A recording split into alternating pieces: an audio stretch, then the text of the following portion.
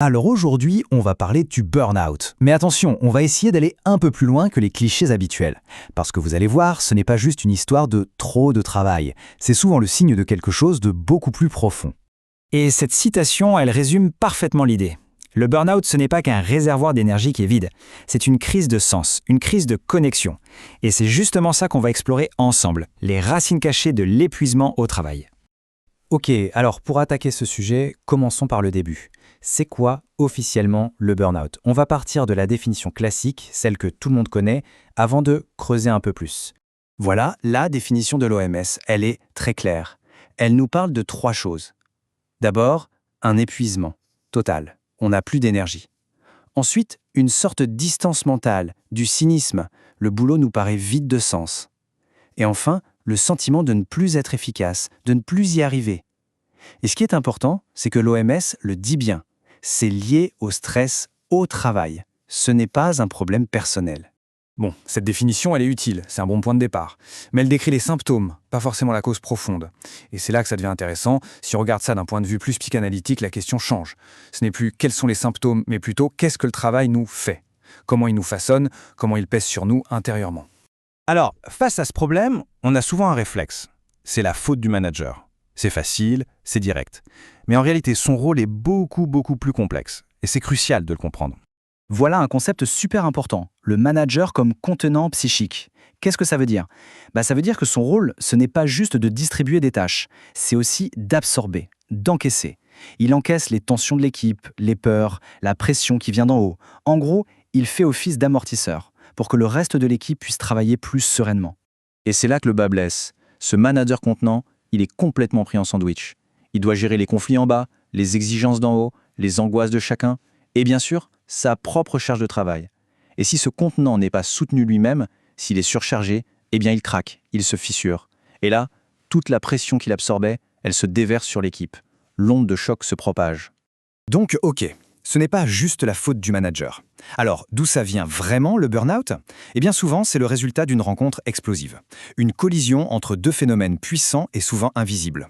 Voilà l'idée. Le burn-out, c'est une rupture de contenant. Pas juste celui du manager, mais de toute l'organisation. Ça veut dire quoi? Ça veut dire que le cadre qui est censé nous donner des repères, les règles, les valeurs, le sens du travail, tout ça devient flou, contradictoire. Le sol se dérobe sous nos pieds, psychologiquement parlant. Et c'est ici qu'on arrive au cœur du problème. Le burn-out, c'est vraiment la rencontre de 2 choses. D'un côté, on a l'individu qui se suradapte. La personne loyale qui veut bien faire, qui pousse, qui encaisse, qui tire sur la corde jusqu'à ce qu'elle casse. Et de l'autre côté, on a ce flou symbolique. Une organisation où on ne sait plus très bien quelles sont les règles, où les priorités changent tout le temps. L'étincelle, elle se produit quand ces 2-là se rencontrent. Et il faut bien comprendre une chose, la cause numéro 1 du stress, ce n'est pas tant la surcharge de travail, c'est l'incertitude. On peut gérer une charge de travail énorme si elle est claire et prévisible, mais ne jamais savoir quelles sont les règles du jeu, ne jamais savoir à quoi s'attendre, ça, c'est absolument épuisant pour le cerveau. Du coup, on comprend bien que la solution, ça ne peut pas être juste de mettre en place des cours de yoga ou une appli de méditation. Il faut s'attaquer à la racine du mal, ce fameux manque de clarté. Et pour ça, il faut oser être un peu radical. Et si, la solution, ce n'était pas de toujours faire plus, mais au contraire de décider consciemment de faire moins. C'est une idée qui va complètement à contre-courant de notre culture de la performance. Mais vous allez voir, elle est peut-être la clé. Concrètement, comment on fait? Le but, c'est de restaurer ce qu'on appelle la cohérence symbolique. Ça a l'air compliqué comme ça, mais en fait c'est simple. Il faut que ce qui est dit corresponde à ce qui est fait. Il faut aligner les discours et la réalité du terrain. Et pour ça, il existe un outil très pratique et très puissant, la réunion de renoncement. Le principe est simple. Première étape, on liste tout. Tous les projets, toutes les tâches. Deuxième étape, on identifie ce qui est vraiment prioritaire. Et là arrive l'étape la plus importante, l'étape 3. On nomme explicitement, à voix haute, tout ce qu'on décide de ne pas faire, ce à quoi on renonce. Parce que c'est seulement en disant ce qu'on abandonne qu'on donne un vrai poids à ce qu'on garde. C'est ça qui ramène de la clarté. Et l'effet est quasi immédiat. Quand on dit clairement « ça, on ne le fera pas », on ne crée pas un manque. Au contraire, on crée de la clarté, on crée de la concentration. Le flou disparaît, l'ambiguïté recule, l'équipe reprend le contrôle et on s'attaque enfin à la vraie cause du stress, l'incertitude. Ce qu'il faut retenir au fond, c'est qu'on a besoin d'un vrai changement de regard. À l'avenir, les entreprises les plus solides ne seront pas celles qui offriront le plus de bien-être en surface, ce seront celles qui prendront le temps de penser.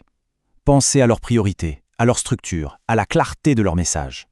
Et on peut finir sur cette idée qui est essentielle. Le burn-out, c'est le moment où une organisation devient en quelque sorte invivable psychiquement. Le prévenir, ce n'est donc pas juste une responsabilité individuelle, c'est un enjeu collectif. Comment construire des environnements de travail qui soient psychologiquement sains et durables pour tout le monde.